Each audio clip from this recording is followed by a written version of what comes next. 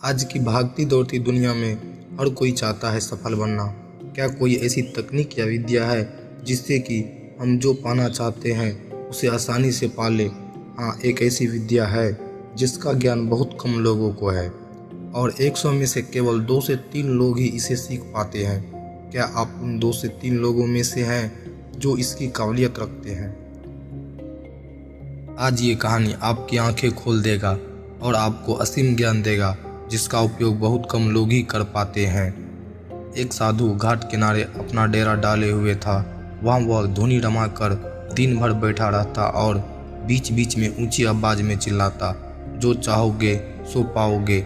उस रास्ते से गुजरने वाले लोग उसे पागल समझते थे। वे उसकी बात सुनकर अनसुना कर देते और जो सुनते वे उस पर हंसते थे। एक दिन एक बेरोजगार युवक उस रास्ते से गुजर रहा था। साधु की चिल्लाने की आवाज़ उसके कानों में भी पड़ी, जो चाहोगे सो पाओगे। ये वाक्य सुनकर वह युवक साधु के पास आ गया और उससे पूछने लगा, बाबा, आप बहुत देर से जो चाहोगे सो पाओगे चिल्ला रहे हो। क्या आप सच में मुझे वो दे सकते हो जो मैं पाना चाहता हूँ? साधु बोला, हाँ बेटा, लेकिन पहले तुम मुझे ये बताओ कि तुम पाना क्या चाहते हो।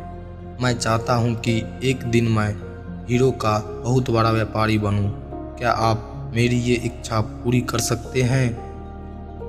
बिल्कुल बेटा, मैं तुम्हें एक हीरा और एक मोती देता हूँ। उससे तुम जितने चाहे हीरे और मोती बना लेना, साधु बोला।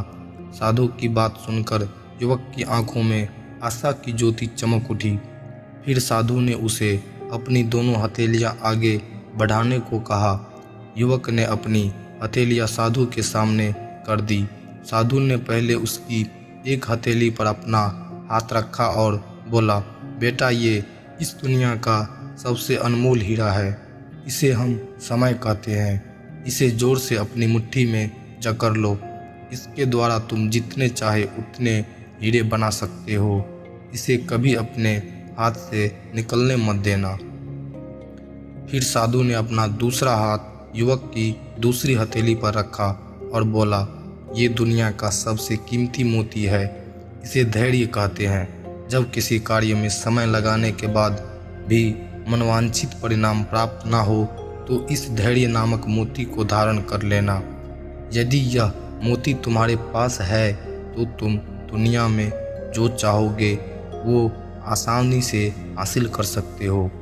युवक ने ध्यान से साधु की बात सुनी और उन्हें धन्यवाद कर वहाँ से चल पड़ा। उसे सफलता प्राप्त के 2 गुरु मंत्र मिल गए थे।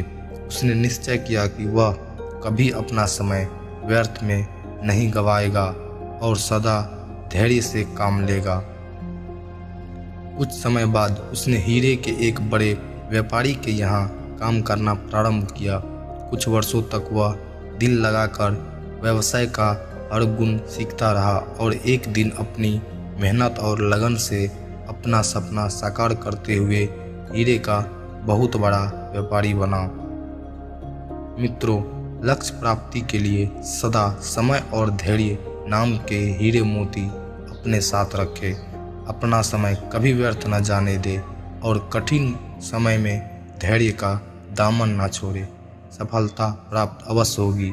ये 2 गुरु मंत्र हमेशा याद रखना और इसका उपयोग करना। समय और धैर्य। जिस व्यक्ति ने ये 2 चीज़ें अपने वश में कर ली, वो व्यक्ति कभी अपने लक्ष्य से भटक नहीं सकता।